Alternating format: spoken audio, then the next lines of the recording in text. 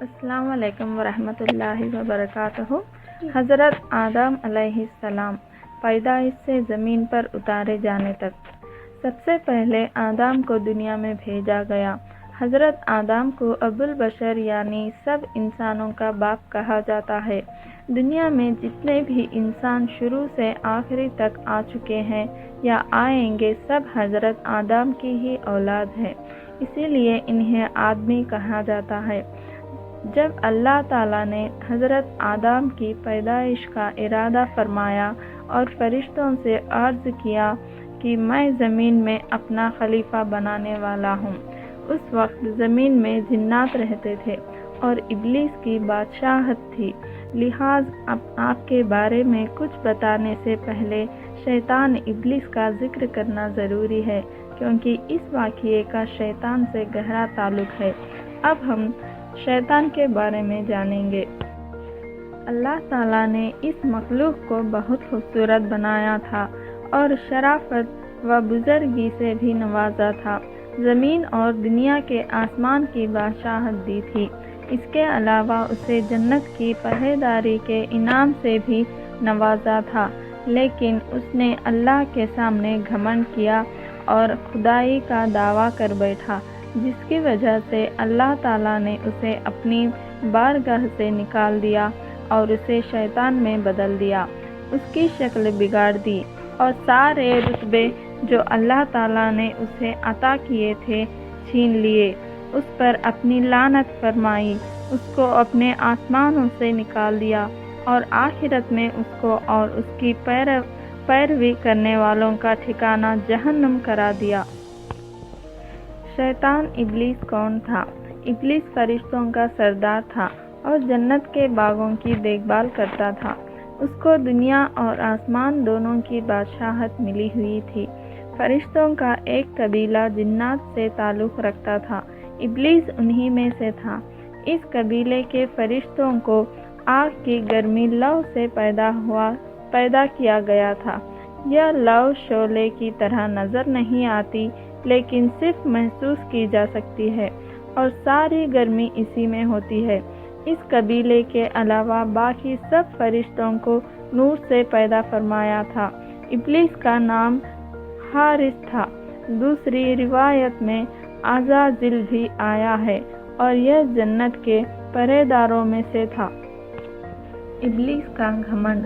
اللہ تعالیٰ قرآن پاک میں فرمایا ہے کہ اور ان میں جو کہے کہ میں اللہ کے سوا معبود ہوں تو اسے ہم جہنم کی سزا دیں گے، ہم ایسے ہی سزا دیتے ہیں ستمگاروں کو۔ سورہ الانبیاء آیت 29۔ اس آیت کی تفسیر میں ابن جریر رحمۃ اللہ علیہ لکھتے ہیں کہ فرشتوں میں سب سے پہلے جس نے یہ بات کہی کہ اللہ کے بجائے میں معبود ہوں، وہ ابلیس لعین ہے۔ حضرت قتادہ رحمۃ اللہ علیہ فرماتے ہیں کہ یہ آیت اللہ کے دشمن ابلیس کے بارے میں اتری۔ اللہ نے اس پر لعنت فرمائی اور اسے اپنی رحمت سے نکال دیا اور فرمایا ہم اسے دوزخ کی سزا دیں گے اور ظالموں کو ہم اسی طرح کا بدلہ دیا کرتے ہیں۔ اللہ تعالیٰ قرآن پاک میں ایک جگہ اور ارشاد فرماتا ہے، اور یاد کرو جب ہم نے فرشتوں کو حکم دیا کہ آدم کو سجدہ کرو تو سب نے سجدہ کیا سوائے ابلیس کے، منکر ہوا، غرور کیا اور کافر ہو گیا۔ سورہ البقرہ آیت 34 میں کہا گیا ہے کہ ابلیس کو ایسا گھمنڈ کیوں ہوا کہ اس نے نہ صرف اللہ کا حکم ماننے سے انکار کیا بلکہ خدائی کا بھی دعویٰ کر بیٹھا۔ اس کے بارے علماء کے بہت سے قول ہیں۔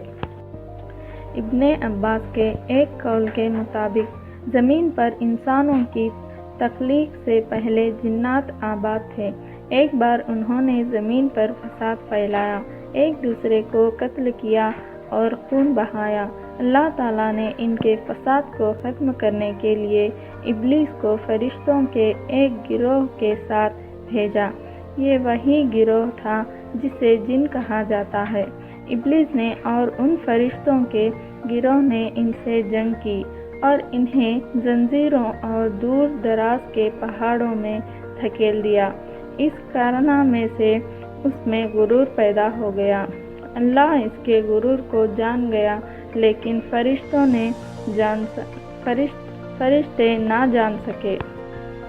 ابن عباس کے ایک دوسرے قول کے مطابق ابلیس آسمان دنیا، زمین اور اس کے درمیان سب علاقے کا بادشاہ اور نظام چلانے والا تھا، اور ساتھ ہی جنت کی حفاظت کا بھی ذمہ دار تھا۔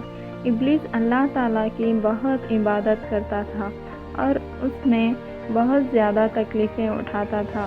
اس وجہ سے وہ خود پسندی کا شکار ہو گیا اور اپنے آپ کو بہت بڑا اور بہت اونچے مرتبے والا سمجھنے لگا، اور آخر کار اس نے اللہ تعالیٰ کے سامنے بھی اپنے گھمنڈ کو ظاہر کر دیا۔ ابن مسعود، ابن عباس اور دوسرے صحابہ کرام کی روایتوں کے مطابق جب اللہ تعالیٰ اپنی عزیز ترین مخلوق کو بنانے کے بعد اپنی شان کے مطابق عرش پر رونق افروز ہوا تو ابلیس کو آسمان دنیا کی بادشاہت پر مقرر کیا۔ ابلیس کا تعلق فرشتوں کے اس گروہ سے تھا جنہیں جن کہا جاتا ہے۔ ان کا نام جن اس لیے رکھا گیا کہ وہ جنت کے پہریدار اور حفاظت کرنے والے تھے۔ اس عزت افزائی سے ابلیس کے دل میں تکبر یعنی گھمنڈ پیدا ہو گیا، یہاں تک کہ اس نے یہ کہہ دیا کہ اللہ تعالیٰ نے جو کچھ مجھے عطا کیا ہے وہ میری ذاتی عبادت اور ریاضت کا انعام اور پھل ہے۔ جب اللہ تعالیٰ نے آدم کو پیدا فرمایا تو فرشتوں کو حکم دیا کہ آدم کو سجدہ کرے۔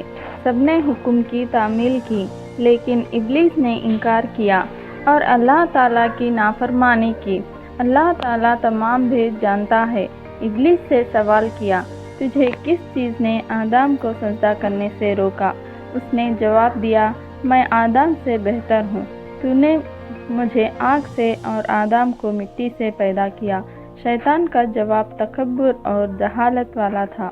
اللہ تعالیٰ اس پر غضبناک ہوا اور راندہ درگاہ کر دیا، یعنی اپنی رحمت سے نکال دیا، اور لعنت کا طوق ان کی گردن میں ڈال دیا۔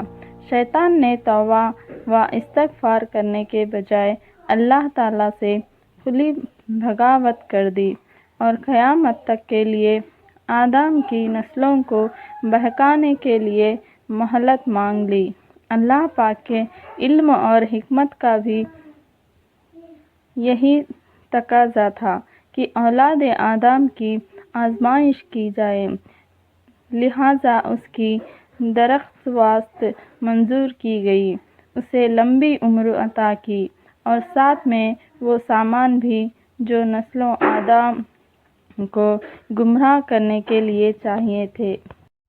دوستوں، اس ویڈیو میں ابلیس کے گھمنڈ کے بارے میں جانے ہیں، اور اگلی ویڈیو میں آدم کی پیدائش کے بارے میں جانیں گے۔ اللہ حافظ۔